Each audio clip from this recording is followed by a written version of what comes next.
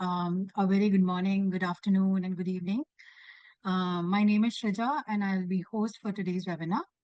A very warm welcome to all of you who is present for this sixth webinar that we have in our eGov Academy Learning Series. Before starting today's webinar, let me share some key pointers. So the presentation will last about 40 to 45 minutes by our presenter, and the last 15 to 20 minutes, we will keep it open for questions, queries, insights sharing. Feel free to ask questions. You can put it on your put it on chat box. You can also post your question to the Q&A box that you see below, and you can also raise hand so we can allow you to uh, ask your questions. So in our series that has been mindfully created, we have a lot of sessions. It is the sixth one that we are conducting today. What we will explore is how public systems are powered and are digitally transformed that can evolve into a thriving system, which is very, very much rooted in collaboration, and it is also powered by technology, tech, and the most prominent tech that we'll be talking most, in most of our session that we have been talking, and today also we'll dig deep about is DPI. So today we will unlock the potential of urban DPI and our journey in it. Imagine a city where public services are just a click away and the communities can co-create solutions for their unique local challenges. This is the future of governance that we at eGov aspire to build. By inspiring, by aspiring and also embracing open digital tools, the partnership and the collaborative efforts that we have been engaged with the major stakeholders, we are on a path to digitally transform towns, cities, villages into responsive and efficient ecosystems. This isn't about tech, it's about empowering citizens, enabling local administration, and igniting market innovation. Ultimately, what we are trying to achieve is strengthening governance from the ground up. For sharing the insights and experience from the implementations and impact by eGov in the urban space, we have Shubham Chahattupadhya with us. Shubham is working currently on shaping the next generation of urban digital platform at the intersection of tech governance and citizen engagement. He brings more than a decade of experience driving SaaS products, AI-driven solutions, and enterprise data system across various domains like e-commerce, healthcare, marketing analytics, and media. His work now translates these capabilities into governance at scale, where platform thinking meets citizen-centric public service delivery. So with this, I'm handing the entire platform to Shubham. So Shubham, all over to you to unfold and see what's inside Digital World. Over to you. Thank you so much for that, Shrija. I'm hoping I'm still audible Yes, and you are. we don't have tech issues. Great. So perfect. So let's dive a little deeper into what do we mean by urbanization, right? Start at the very basics, right? So before we move on, let's talk a little bit about how we see our world evolving. Right? Urbanization, as we know, is one of the most powerful forces shaping the last 100 years or so, and our time currently, right? So every day, thousands of people move to towns and cities in search of work, education, healthcare, and opportunity. Right. In fact, in the world, I believe by 2050, nearly 7 out of every 10 people are expected to live in an area that has been deemed urban by their government. Right? This rapid shift is a defining story of development in the current times, of industrialization in the current times, right? And but it also raises the key fundamental question: who are our cities being built for? Right. So that is what this presentation this webinar sort of centers around, right? And anchors to, right? In fact, right, so we are going to delve a little deeper into how urban growth happens, how it is measured, what is the real measure of success? Is it citizens? Is it data? What is it? Delve a little deeper into that. So we'll walk through public services, right? How is a citizen's life structured around that. We'll go into a little bit of something like a role playing game where each one of us will become Tina. In her shoes, we'll transverse what a city looks like. We'll look at prescriptive service delivery, catalyzing urban spaces and the lasting impact that eGov created. Right. So in the process, we would also, before we begin, we would like to, sort of make this a little more interesting for y'all. right? If you could scan, the QR code that is currently reflecting on your screen, we have a bunch of questions to try and understand how some of our mega cities actually look like. And then Shrija will be helping us in showing some of the answers to those questions as well. So, yeah, have you all scanned? Is there anyone who's having issues? Yeah. Give us an heads up on the link if you have already scanned. I'm also posting the link so that you can click there and also direct to the questions. Right. Shrija, do I voice over the questions as well? Like, Yeah, who wants to be a millionaire? sure. Right. Please go ahead. Right. I think, the first question is, what are the major services a citizen can access from the government? Right. It's an open-ended question, right? It basically will get us a feel around what the group's understanding of urban spaces and what do you all classify as a service delivered to you.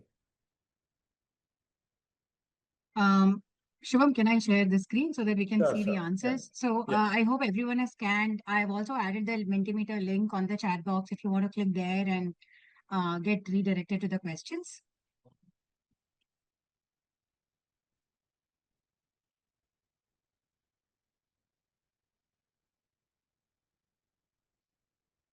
Over to you, Shrija.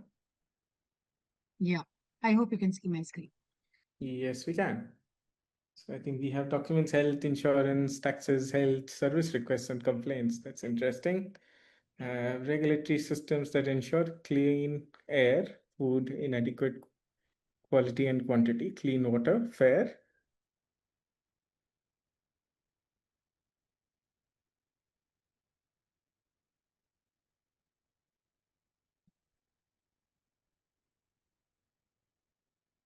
Is that it? Public transport, power, electricity, water, law and order, emergency, healthcare. Interesting again.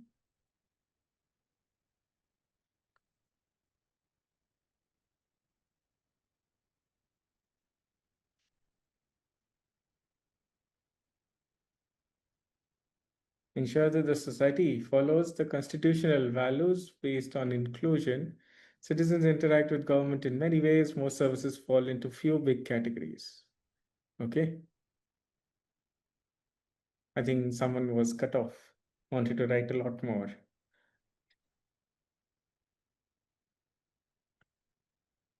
Okay. Right. I think we'll You move want on to to the move to next next question? question. Yeah. The first question was actually us trying to get a sense of the group's understanding.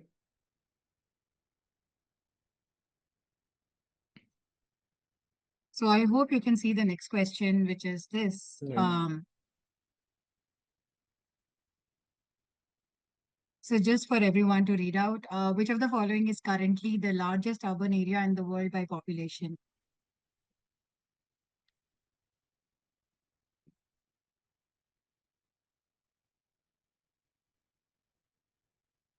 Quick, quick. I think we should not spend like 20 seconds for each question. Yeah, I wish we had a countdown meter. I think that would have made this more Yeah. interesting. So I think the group is right on this one. It is Tokyo, Japan. Delhi is a close second. May overtake Tokyo also in the recent, in the future, right? But for now, it's still Tokyo is a clear winner. We'll move on to the next one, Shrita. Yeah. I think I answered this question in my forward. You did.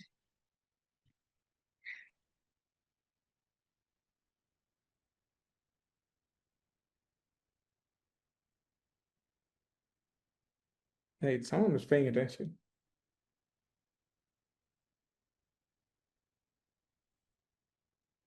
Yep, that is correct. So about 70% of the world's population is expected to be in an area that is designated as urban by the governments.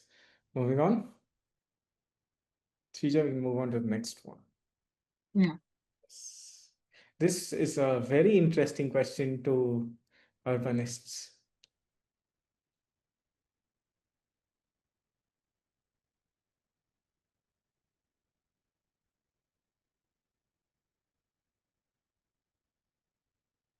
Interesting.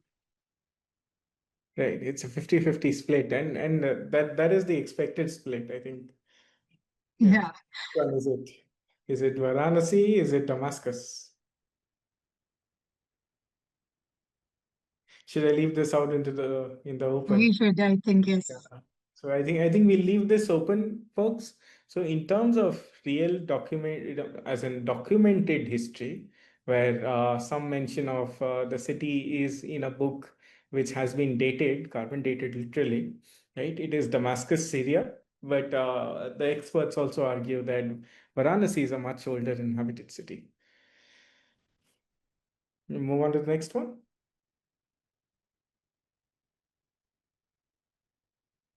And yeah, this is the last one.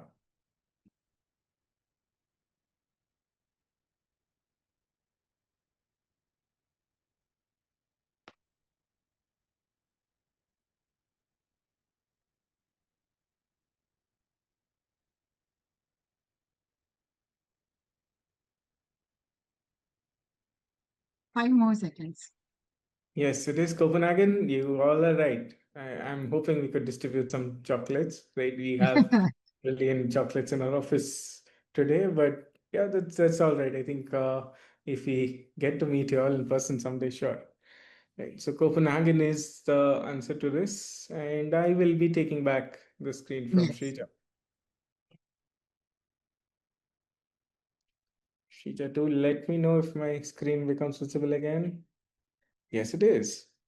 There you go. So we'll start with public services in the life of a citizen, right? So something citizen-centric public services would mean that we focus on the entire life cycle of a citizen, right?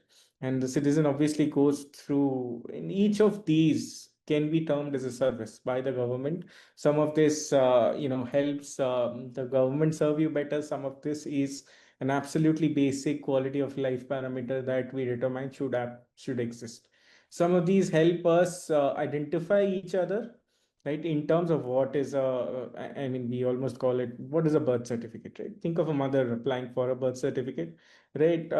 Basically, she wants an identity for the baby, right? The identity of the baby will then be utilized to create some other documentation in some cases. In some cases, that becomes the core identifier of who that individual is, so on and so forth. But in the process, imagine a young mother, right? You would not be asking her to visit multiple offices or submit the same documents again and again and again, right? So moving on, right, which is childhood.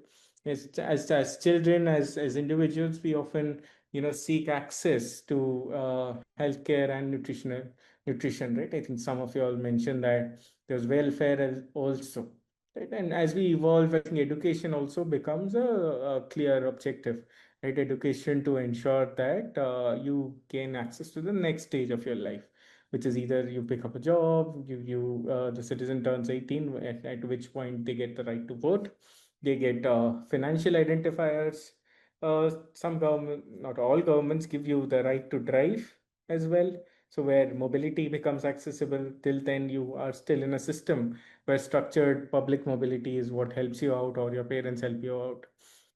And as you continue to evolve, right, depending on your situation, right, the government either chooses to help you out, or make sure that enough infrastructure exists to catalyze you to help yourself, so to say, right? So social welfare and security schemes come as part of it, right? Eventually, as you evolve, you either work somewhere or create jobs for other individuals, right?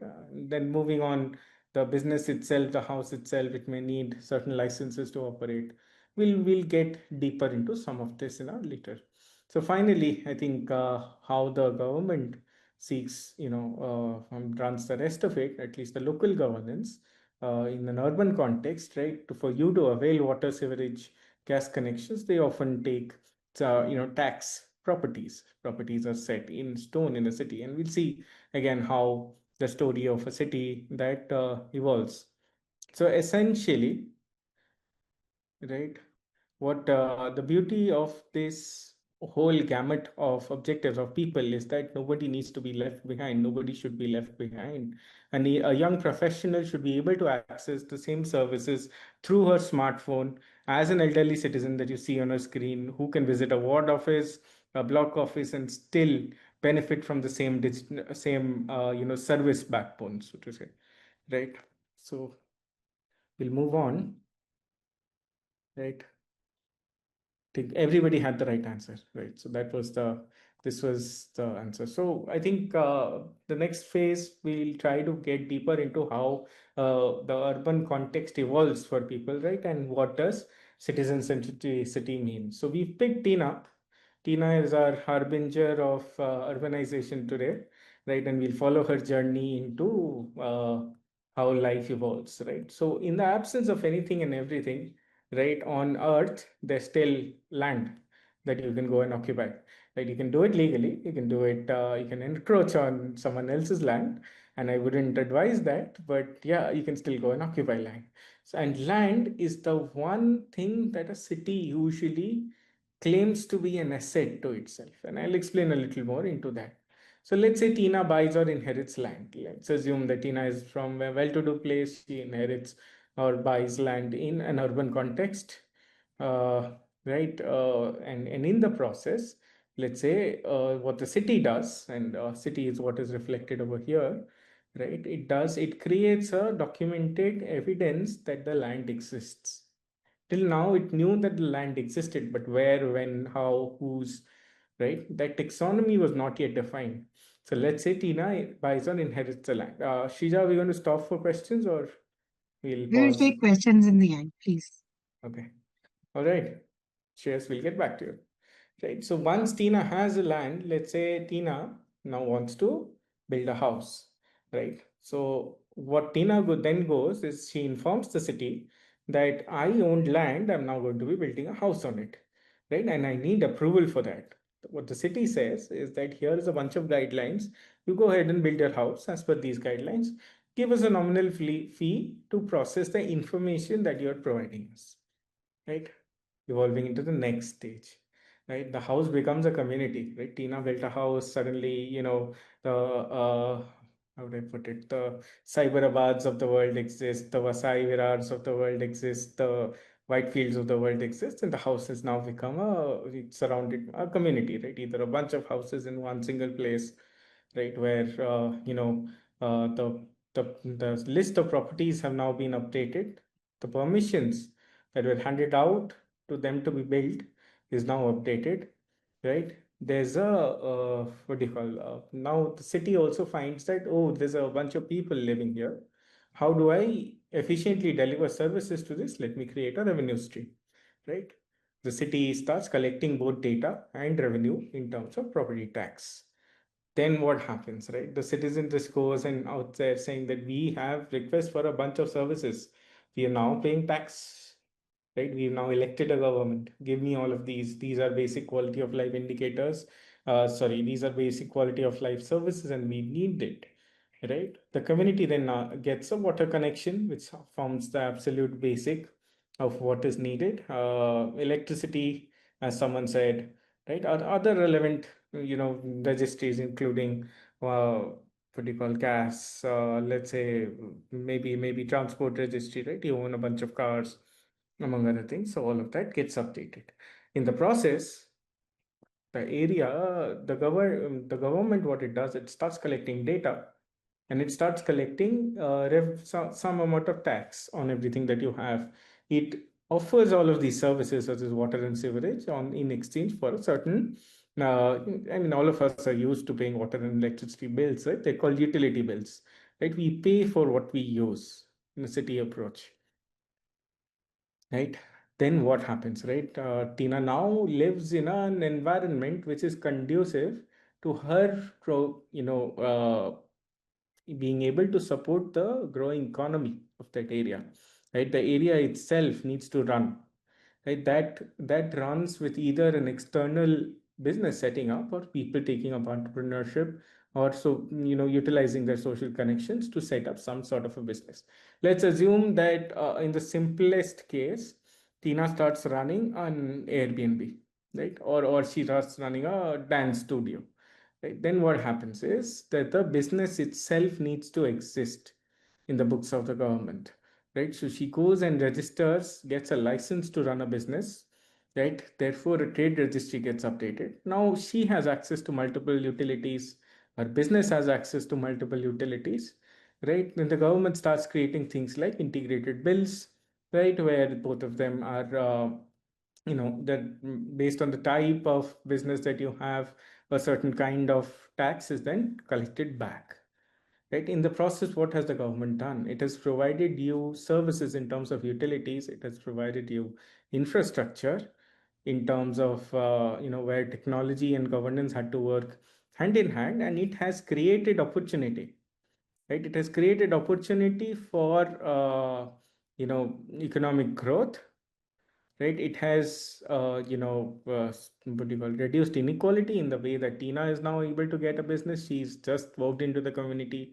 It's an equal situation where anybody and everybody can operate, right? And yeah, moving on, the government has created a source of revenue for itself, for it to give adequate quality of services to people, right? Then what does it lead to?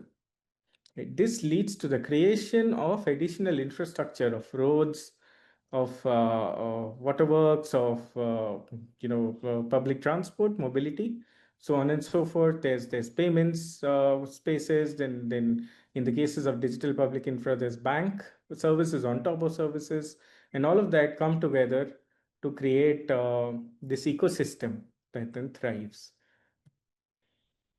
right?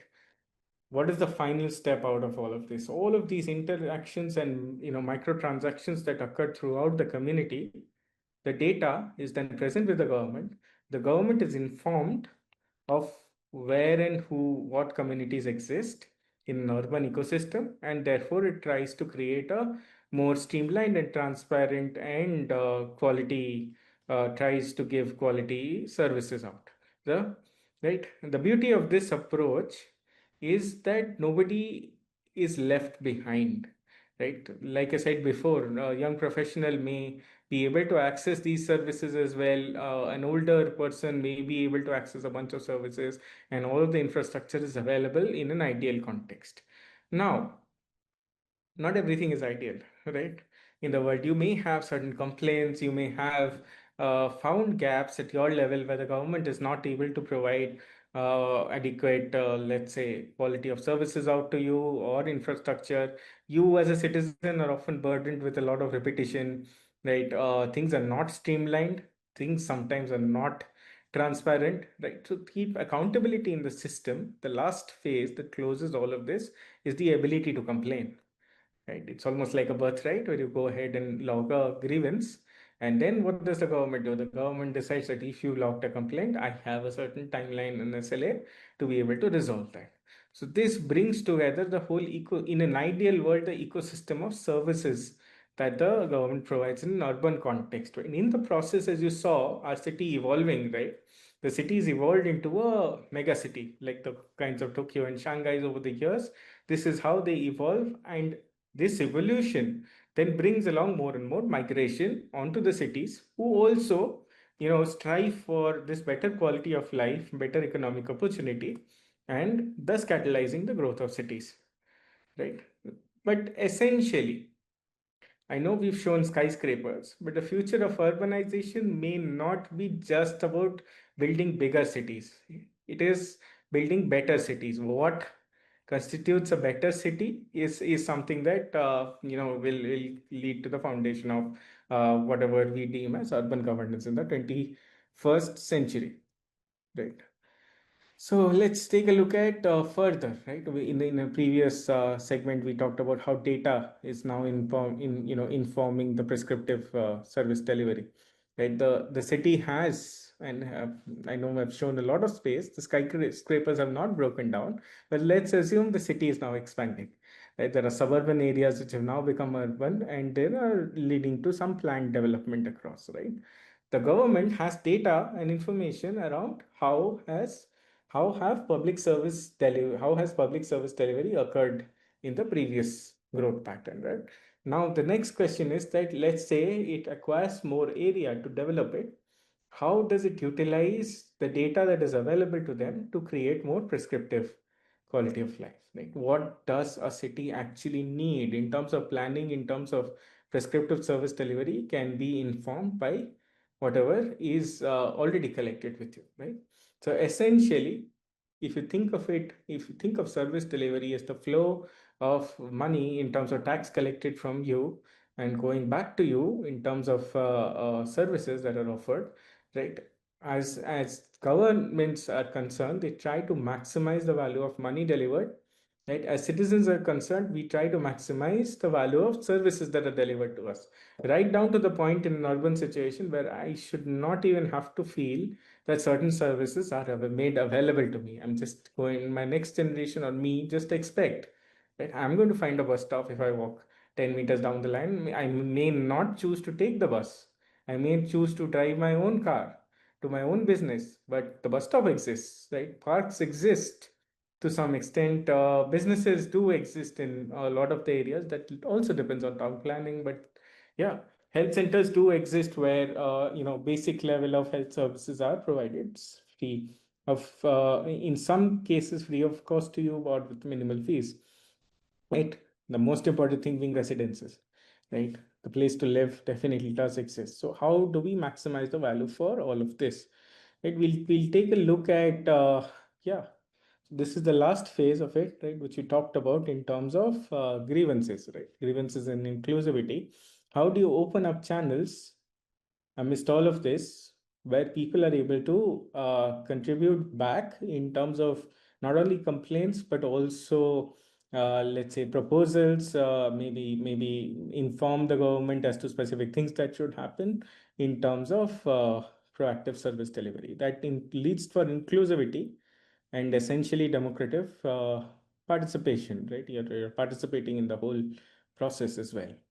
Something rare, but still in an ideal world, that is how the loop closes, right? So we'll focus a little more on the flow of data, which informs governance, right? In this next piece. And how are we doing on time, Srija? We are good. Please continue. Okay, great. So as we said, right, increased funds, essentially, what we say, a couple of things we said before was that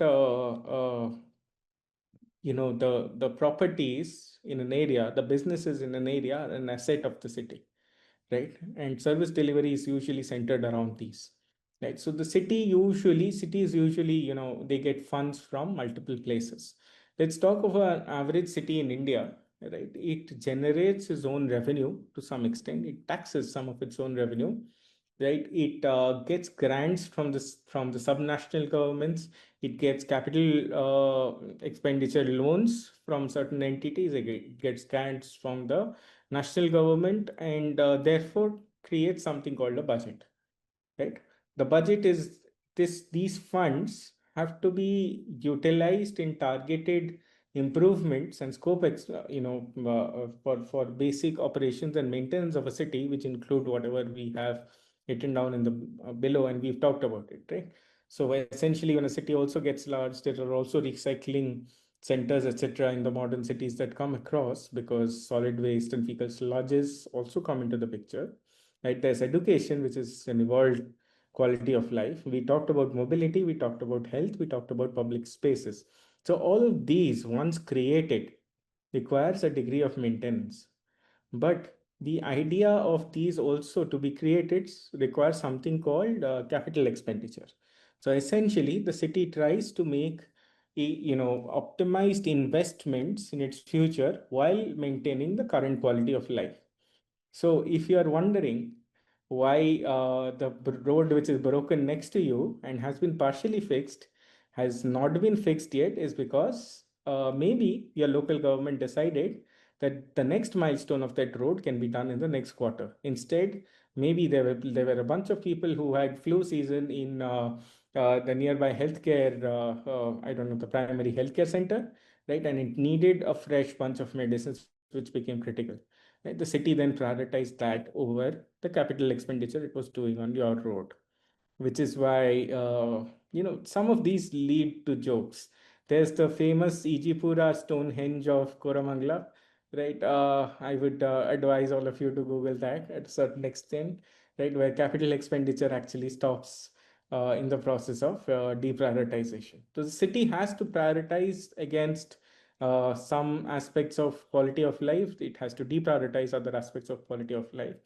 The city, government, us as citizens, we had account, the city is accountable to maintain a bunch of things which require, which provide, which are essential to provision of quality of life, right? Therefore, the funds need to be managed well, and data often allows us to do that.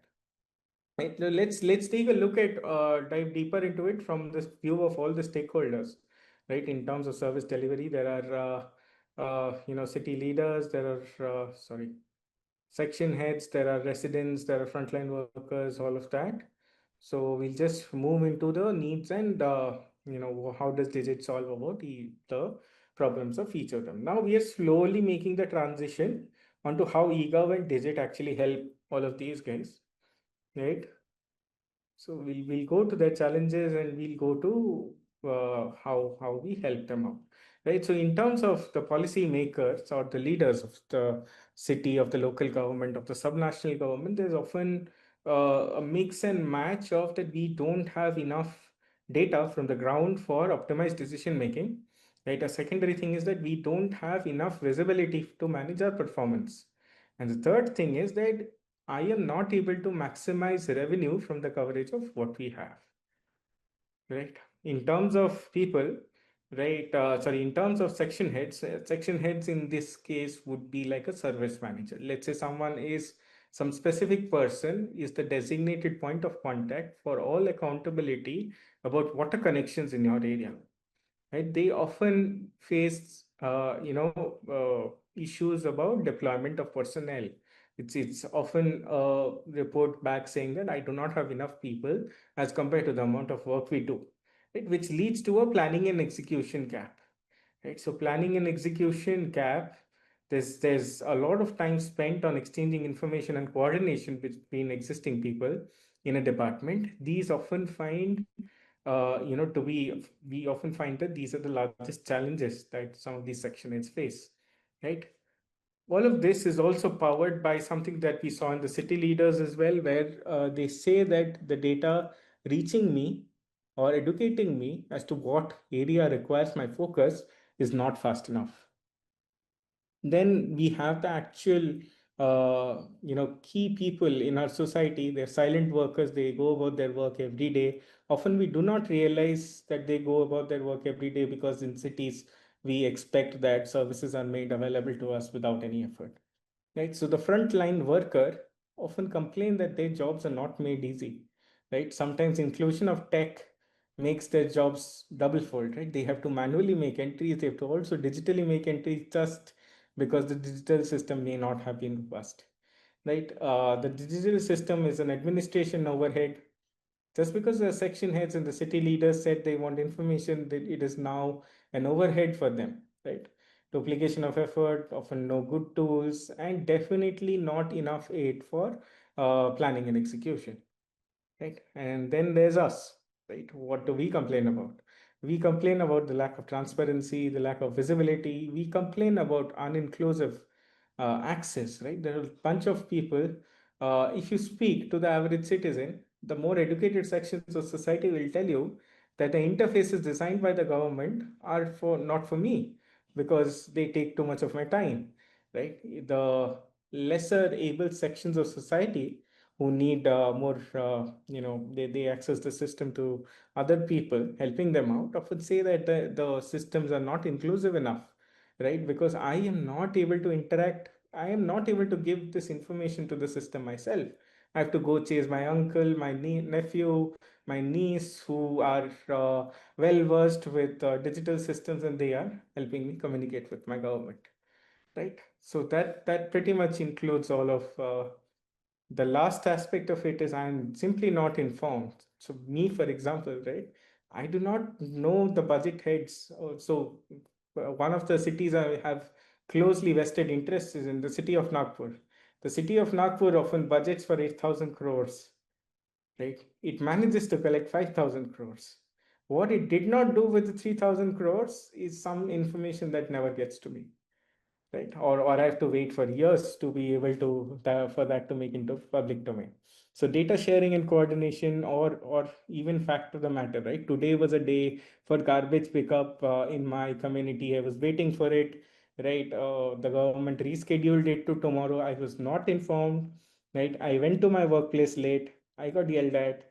My garbage is still there with me, or God forbid, I have dumped it somewhere, right? So which leads to, an absence of data, which leads to an absence of coordination, which leads to poorer quality of life because of habits, right, which are not in place. What solutions do we have for our governments, for the citizens, to be able to catalyze all of this better? And so essentially with the digit suit, which we'll see a little bit of later on, right? We provide an easy way for the city leaders to have more real-time data, a little more in terms of nudges and data management that helps plan for years ahead, if not days, right? For the section heads, because again, the real-time data and updates and nudges, etc., help those guys as well, because coordination is no more an issue. An important problem that they often face, and we talked about it, is that they do not have trust on the data that is generated out of the system, which leads to double bookkeeping, which leads to manual registry and all of that. I think some simple solutions, if we are transparent about the level of the trust on our data, if the kind of management that the systems have, it's up, ability to stay up, work in limited conditions, and all of that, it leads to much less time spending coordination and actually picking up the phone to tell each other what the digital system already tells them. It then definitely leads to improvement in the work culture, is what we have observed. Right. For the frontline workers and the residents, we say that the frontline workers, at least, their administration overhead is significantly reduced. Right, they don't have to double work the data that is collected, and citizens, obviously, as a result, have ease of living, right, have access to the resources that they deserve, right. So one level above, if we go, then everybody has data.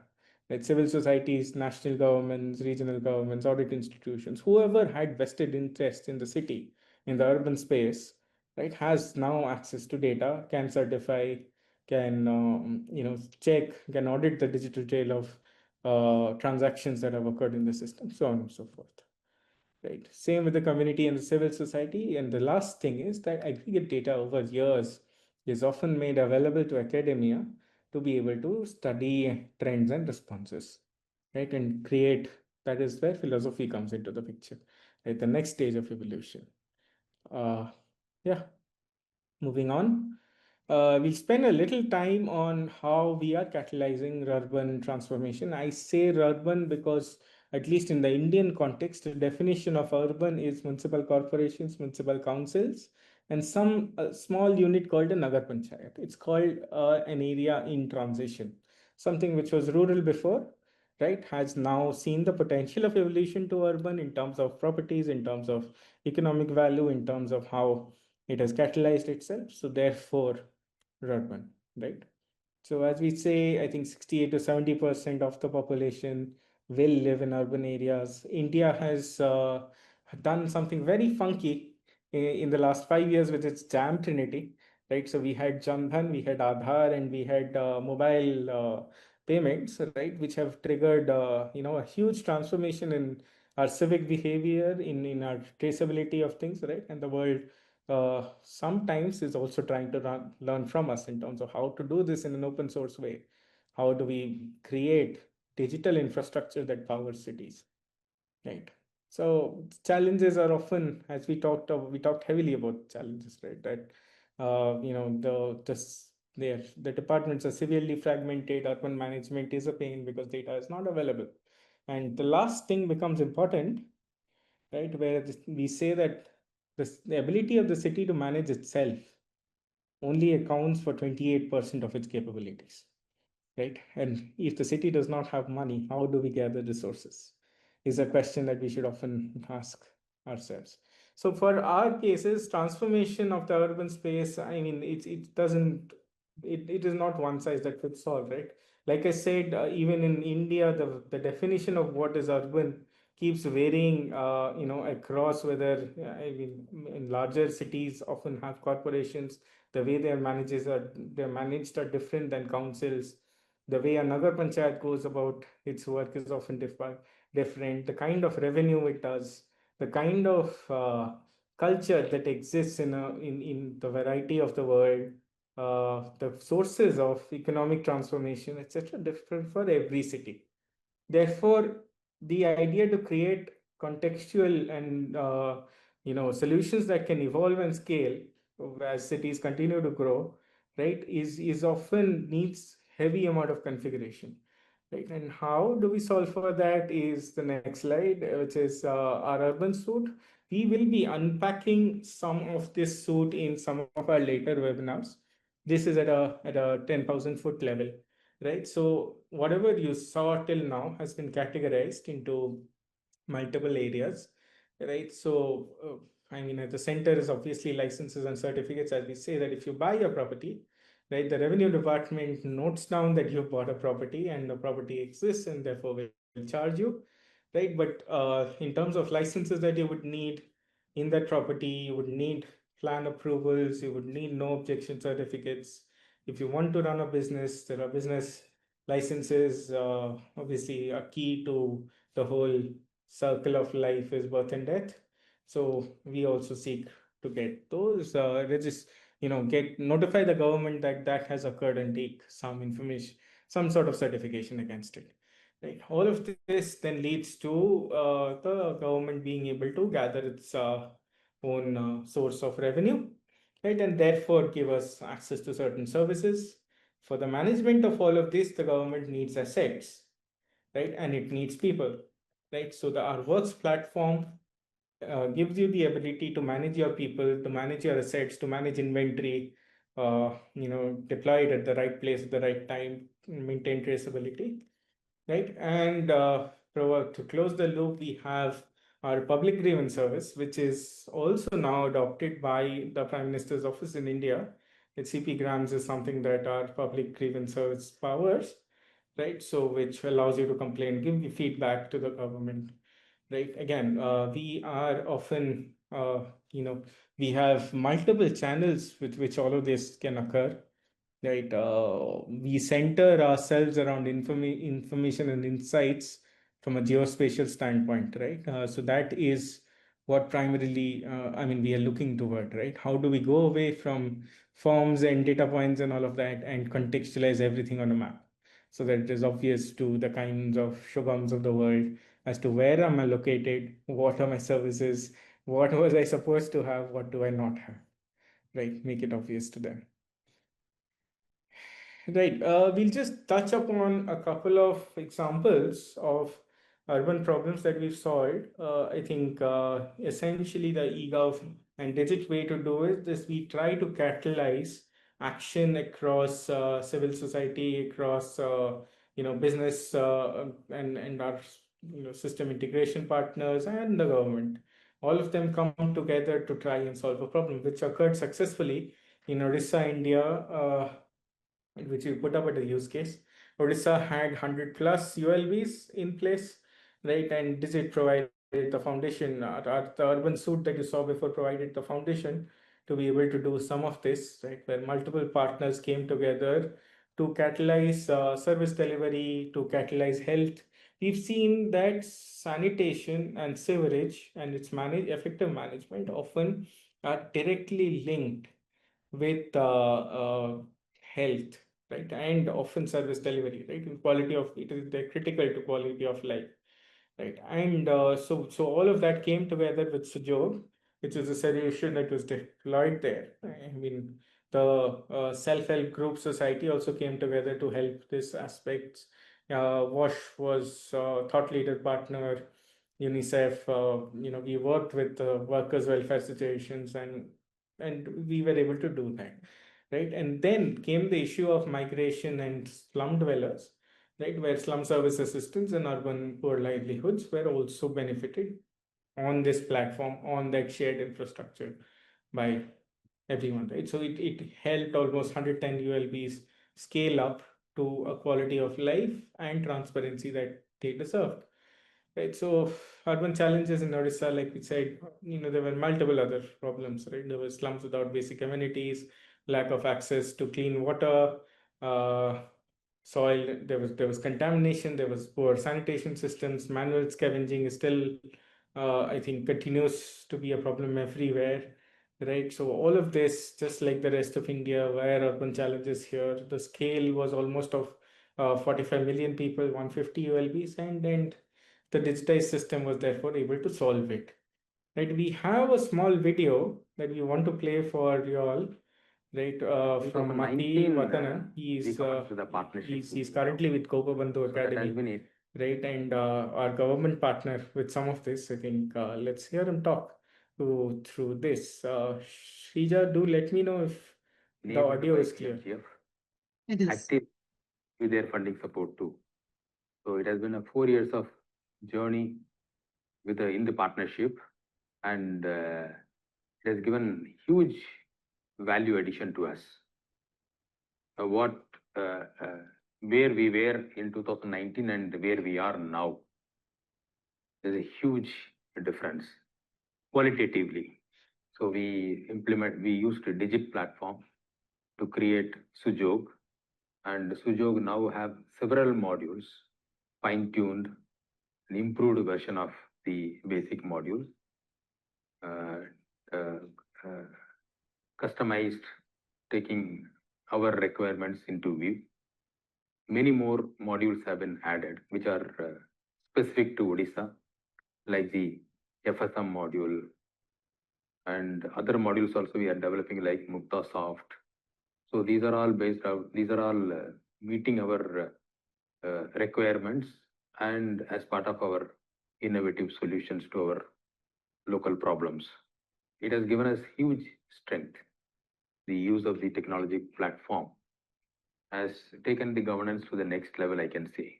Odisha is adopting a unique model uh, which has decentralization and community partnership as two eyes of the model. And both these two eyes, the community partnership and the decentralization, involves decentralizing the activities, taking it to the ULB, further to the ward level, further to the community level, involving the community partners like women self-help group, transgender groups, slum dwellers association, being implemented in all the slums, 2,919 slums, by more than 30,000 women self-help groups, more than 2,919 slum dwellers association, all are partners in all these activities, managing their activities, managing these many projects. So without a technology platform, it would be impossible to monitor it, manage it effectively. All these things involve the workflow, starting from project selection to project DPR preparation to approval process to issue of work order, implementation, preparing the muster roll, preparing the running bill, preparing the final bill, release of processing the bills, release of payment to the beneficiaries, that is the community partners. All these things have been now automated. So that makes the implementation easy. So in a way, the availability of the technology platform, these modules, encourage us to think big, innovate, and experiment in the field. Having a platform like Sujog, which we developed using Digit, gives us courage to innovate, think bigger, and come up with new models which would meet the aspirational requirements of the people and the evolving requirements of the cities. So we are extremely happy that we have partners like eGov Foundation, BMGF, and lot more who contribute in their own way. So it's a synergy which we have achieved in Odisha. Yep. So I think that's the, you know, the man of the moment himself, right? So I think we're going to skip over Andhra, right? So we had some outcome-based problem solving from the land of Andhra Pradesh as well, where I think I'm just going to focus on the numbers of the 11x increase in property tax collection, 8x reduction in time to grievances, right? So that these are indicators of a healthy, ecosystem, right? So stuff like this are changes that we often catalyze across subnational government, city government, so on and so forth. So we'll skip over to our impact footprint. We are Digit is now in across multiple countries, right? So with 50 plus solutions, we have coverage across public health, public finance, and more importantly, urban, the oldest suite of ours.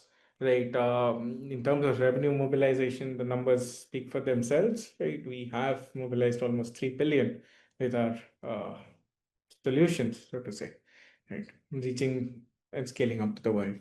I think we can open for questions now with that. Yeah. Yes. Yes. So just wrapping what Shubham said. So urban is a very dynamic space, as we know, and he's talked about rural and urban. So there are peri-urban areas which is also coming into the fold of urbanization, and soon we will see everything getting urbanized and the movement that is at a fast pace happening, and the complex problems that exist today. So as from eGov Foundation, it is one of the thing that we offer is Digit, which Shubham talked about. And Shubham, can you go back to the slide where you showed the various solutions that exist today?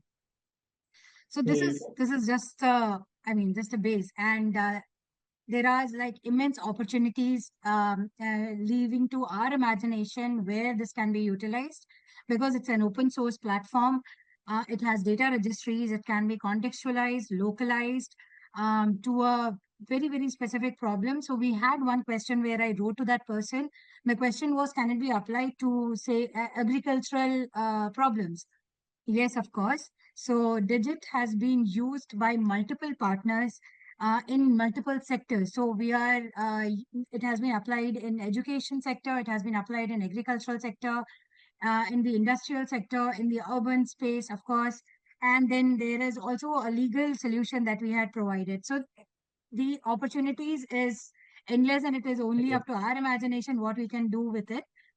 Just closing with that, and it is not only the tech solution that we provide, but we also come up with the thought leadership. We provide programmatic support, how to design and deliver program, how to drive policies, advocacy at a level where we can use digital transformation for public service delivery. So with this, I am opening up to questions. I saw one raised hand, and there were multiple questions which I was simultaneously answering to. So yeah, there is one question which I'll read it out. What's the recommended way to install the software for national implementation with all modules? So Shubham, you want to answer that? Okay, so in terms of national implementations, we support being installed on Azure, GCP, and AWS, as well as data centers, captive clouds as well. So the opportunities are endless, right? So we are anywhere and everywhere. We often provide not. I mean, for all modules also we have one-click deployers. Do reach out. I think this is something, if you believe that the it is actually at a national scale. Often it warrants a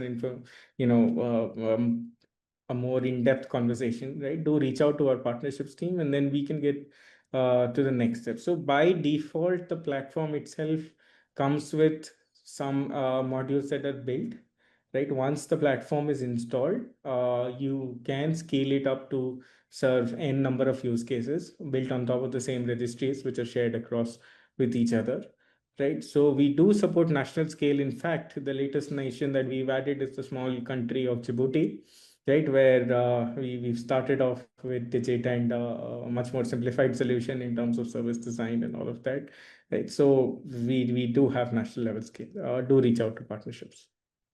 So what I've done is I have messaged them saying either they can reach out to partners at egovernments.org or academy@egovernments.org. So as in when we receive your emails, our team will contact you and we can take it from there. So yeah. We will do that. The second question that we have is, where does the data sit, who owns it, and who has access to it, and how the access rights are decided? So in terms of roles in the system, right, roles are customizable by the people who are implementing the solutions, right? And also there is an admin console with which you can manage the roles out yourself, right? So if there's so there was a national example, right? So if it is deployed within the state boundaries, right, or the subnational boundaries, and the data resides in a state data center, then it resides in the state data center, right? Including user analytics, right?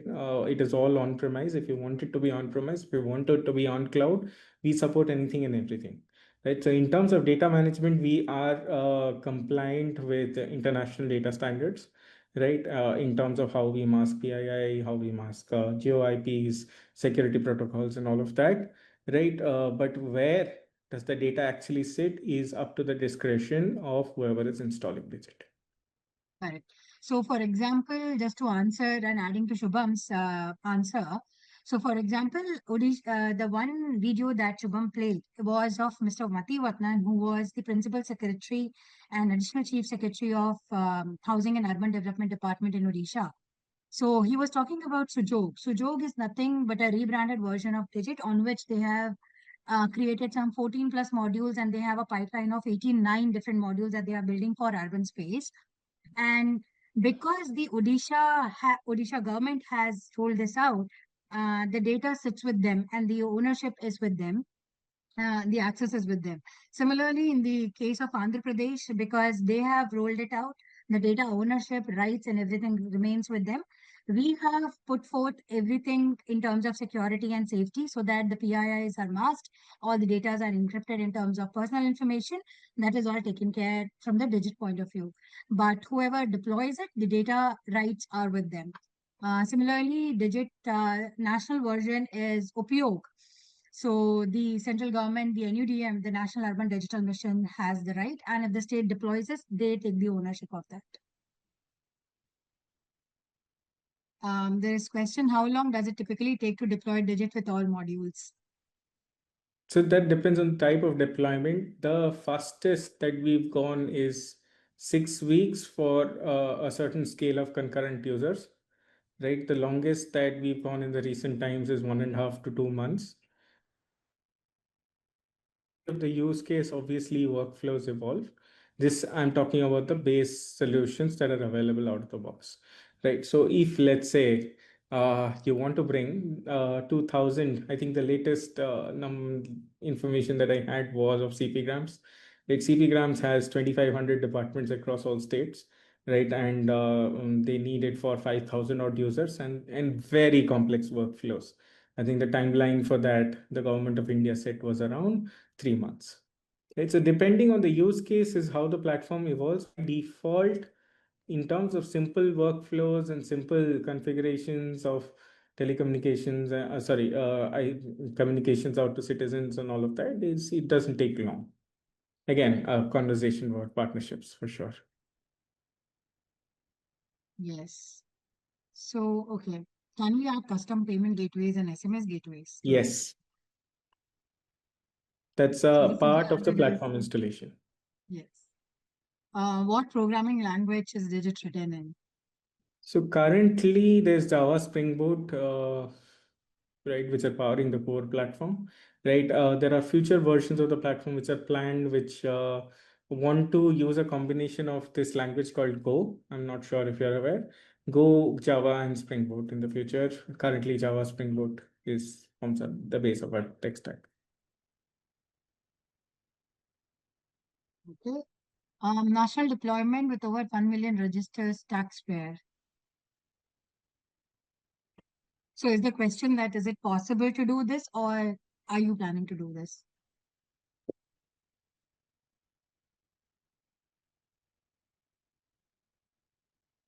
Sorry, the question is not clear. Meanwhile, we have one more question. It says, I'm looking to become partner to build solution for government on top of eGov's open source tech. What criterion do I need to have to qualify to be a partner? I have just set up a new service company, but previously built and exited 2 companies. So what I would suggest is I'm writing to you the email IDs of our partner team or academy team.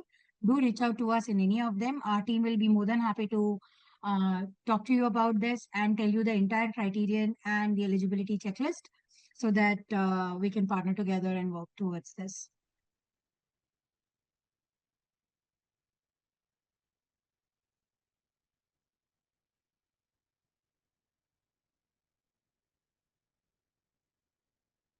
Okay, so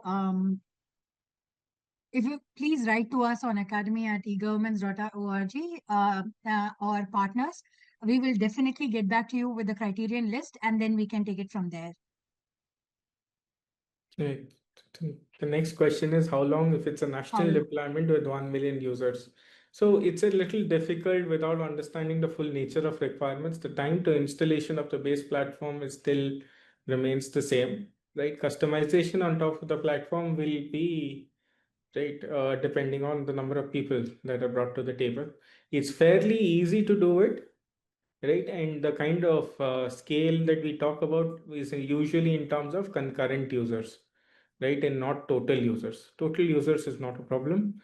If you can define concurrency and then get out, reach out to the partners, ships team, I think we can definitely help.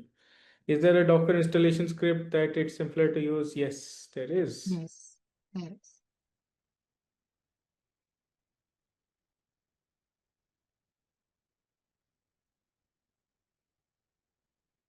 Do we have any other question?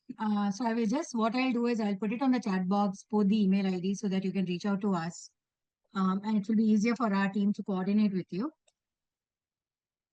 Please write your name, your organization name, and what what is the area that you want to work in, and then we can take it from there.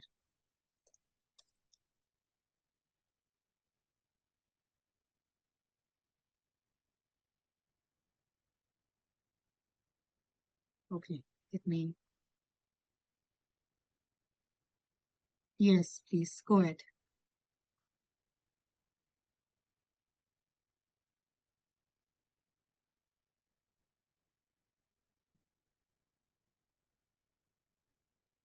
You're not audible if you're saying something.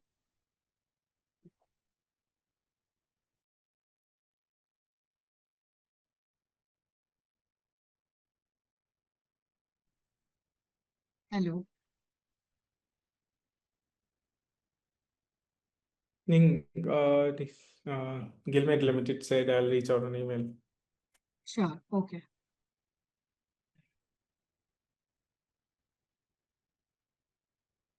Okay, we have already passed 8 minutes with our stipulated time. So if no questions, no further questions, we'll wrap the session up. But would suggest we will do an unboxing of the urban product. We'll talk about each of the modules that exist today, each of the features, sub-features, sub-modules, and what can be done with it. We'll also talk about Digit, in detail. So keep a view on the list of webinar that we have published. There will be some changes and we'll add new more. So thank you, everyone. Thank you so much for joining. We'll see you on the next webinar. Thank you so much, Shubham, for taking your time out and doing such a fantastic session. Thank you. Thank you so much, Shrija.